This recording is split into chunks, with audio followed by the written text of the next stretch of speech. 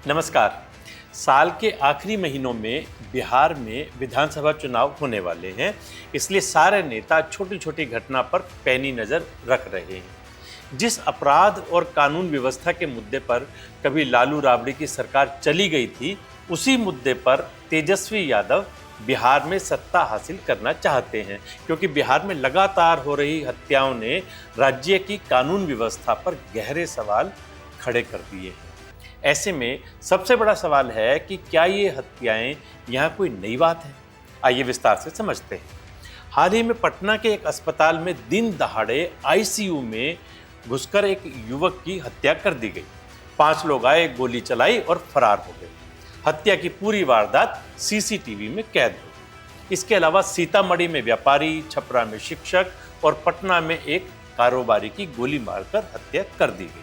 एक के बाद एक लगातार हो रही इन घटनाओं ने एक बार फिर राज्य की कानून व्यवस्था पर सवाल खड़े कर दिए हैं। लेकिन सोचने वाली बात यह है कि क्या बिहार में अब ज़्यादा हिंसा हो रही है या ये कहानी सालों से चलती आ रही है? नेशनल क्राइम रिकॉर्ड्स ब्यूरो के आंकड़े बताते हैं कि 2001 से 2022 तक बिहार में कुल 71,000 से अधिक हत्या के मामले दर्ज हुए।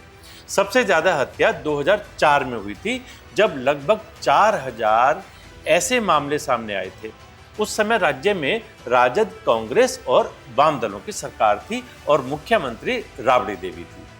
2005 में नीतीश कुमार के मुख्यमंत्री बनने के बाद शुरुआती सालों में हत्या के मामलों में कमी आई, लेकिन फिर यह सिलसिला दोबारा बढ़ा और 2012 में हत्याओं की संख्या लगभग 3,500 तक पहुंच गई। हालांकि 2016 में सबसे कम 2,500 मामले दर्ज किए गए।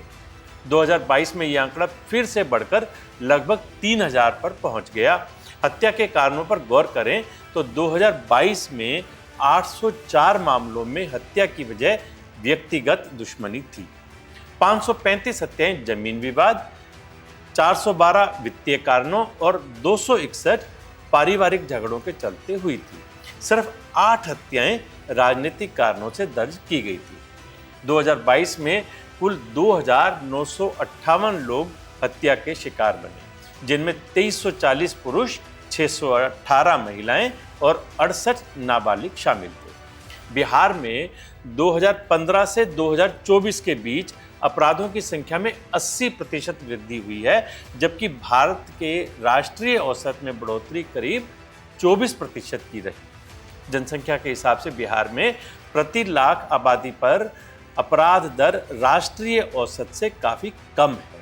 फिर भी चुनावी साल में ये एक राजनीतिक मुद्दा बनता जा रहा है। अधिकांश घटनाएं व्यक्तिगत दुश्मनी, विवाद, अवैध संबंध या प्रेम प्रसंग के कारण हुई। आंकड़ों के अनुसार फिरौती के लिए अपहरण और डकैती जैसे अपराधों में काफ़ी कमी आई है, किंतु बलात्कार और दंगे जैसी घटनाओं में बढ़ोतरी चिंताजनक है। इस साल केवल जनवरी माह में बलात्कार के 121 मामले दर्ज हुए, जबकि 2005 से 2020 तक बलात्कार के मामलों में 47.8% की वृद्धि दर्ज की गई।